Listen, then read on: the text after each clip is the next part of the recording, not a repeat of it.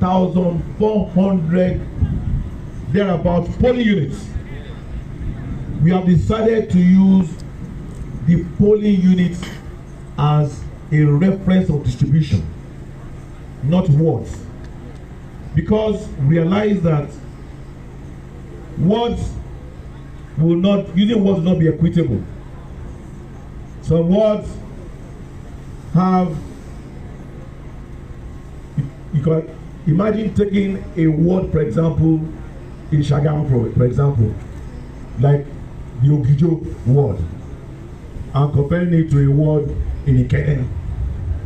If we use the word as yardstick for distributing palliatives, it will be very unfair and not equitable. But because we know that INEC has done a very detailed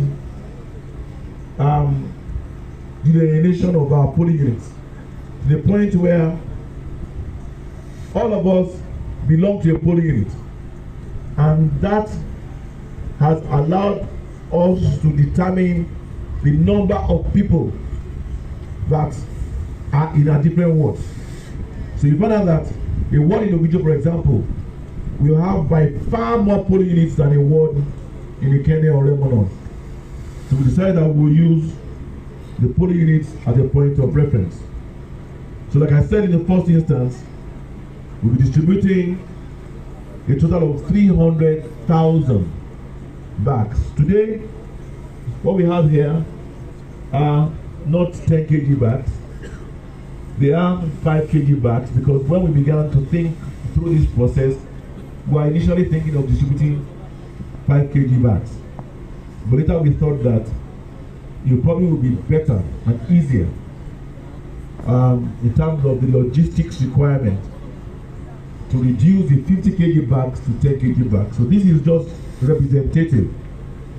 And you wonder, is this all we have? Of course, certainly not. We have decided to flag up the ceremony here with these few bags today, just commemoratively. We did not think that we should go to the warehouse where we've kept the rest of the inventory, because you all know what happens when we disclose the warehouses where we're keeping these bags of rice. We realize that our people are hungry, and a hungry man is an angry man. So we do not want to tempt anybody. So we thought, let's just come here with a few bags of rice and do the needful. Now, this Central Working Committee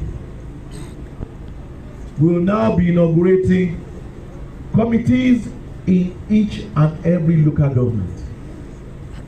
The committees in each local government will comprise of the council chairman, our GLO, the member house of assembly or house of assembly in that local government, our religious leaders, our community leaders, CDC, CDA, our youth, students, geologists, traditional institution, and others that they decide will be very helpful in ensuring the transparent implementation of distributing these palliatives.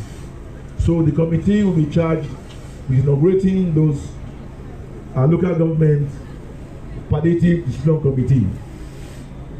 It is my hope that the committee will begin work in earnest. It is my hope that within the next 1 week, our indigents and citizens will begin to feel the impact of the distribution of these palliatives. I do not have a doubt that all those who have been chosen carefully, it was not an exhaustive list, because many have called me to say, Your Excellency, why am I not on that committee? Everybody cannot be on that committee. Like the Aloja has said, we chose them carefully across the state so that you can hold them responsible. if you do not see or feel the impact of these palliatives in your geopolitical zone of the state. Again, let me thank Mr. President for this initiative. Let me thank all of us, particularly members of our unions who are also part of this committee. The labor unions are part of this committee. I want to thank all of us for being patient with government. We know that it has not been easy. But you know, it is not easy to implement a policy like this. It certainly will come with some pain, but we definitely can see the light at the end of the tunnel. I want to plead with us to continue to be patient with us. Continue to lift all of us up in your prayers, both at the state level and at the federal level. Together we continue to join hands as we build the future of this state and this country together. Thank you for listening to me, and God bless you. Amen.